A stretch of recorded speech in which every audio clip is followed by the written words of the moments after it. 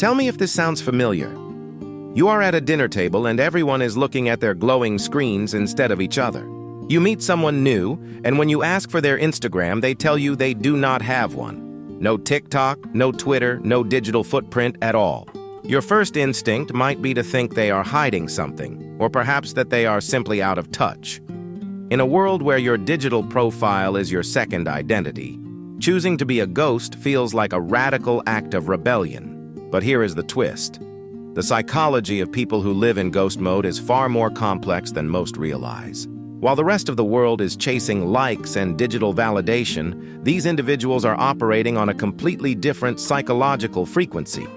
Today, we are breaking down why not using social media might be a sign of rare cognitive traits and a different kind of brain wiring. Nearly 60% of the global population is active on social media, spending an average of over 2 hours every single day scrolling through feeds.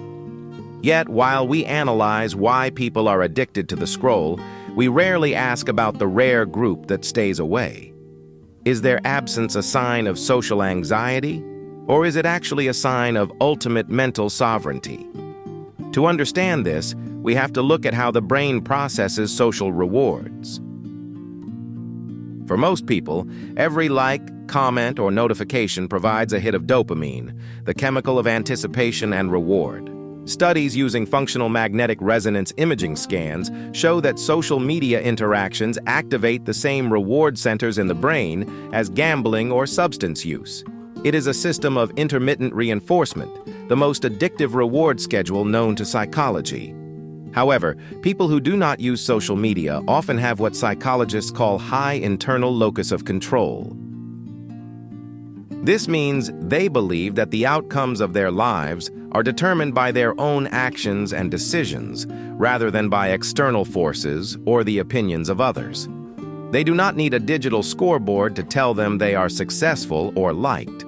Their reward systems are not triggered by vicarious social validation. Instead, they find meaning in direct engagement and physical reality. They are not seeking the microdoses of dopamine that come from strangers. They are focused on the oxytocin that comes from deep, face-to-face human connection. One of the biggest traits of these individuals is a high level of future self-continuity. As we have discussed in other contexts, this is the ability to see yourself as the same person years from now. Many people post on social media to freeze a version of themselves for public consumption. But ghost mode individuals often have a fluid identity orientation. They see their growth as a private process, not a public performance. They do not feel the need to document their lunch or their vacation to make it feel real. To them, the experience itself is the reward. They understand the end of history illusion, the idea that who we are now is not who we will be in 10 years. By not leaving a digital trail, they allow themselves the freedom to change their minds and their lives without the burden of a permanent, searchable past. Beyond that, people without social media often possess a rare trait called low public self-consciousness.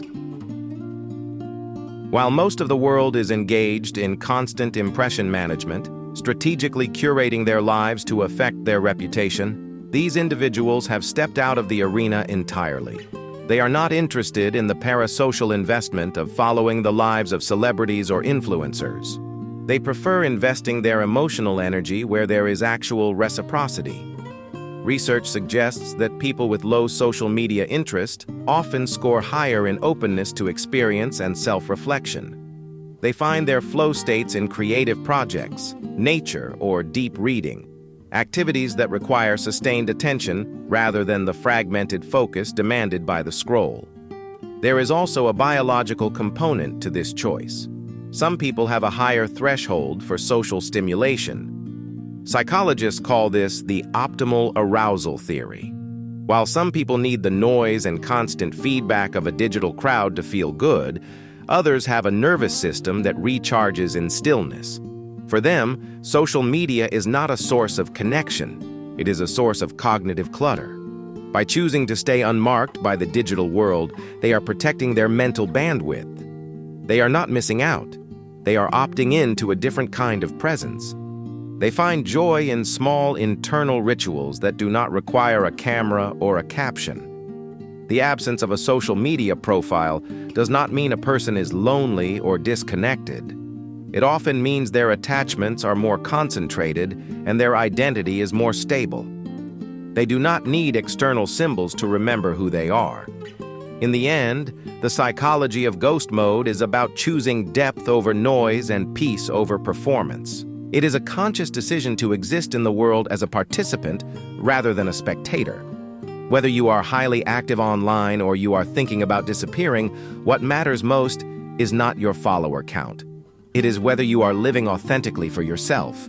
If you can sit in a quiet room without the urge to check your phone, you have a form of psychological strength that is becoming increasingly rare. If this resonated with you, you are probably going to love why quiet people are actually processing information completely differently than everyone else.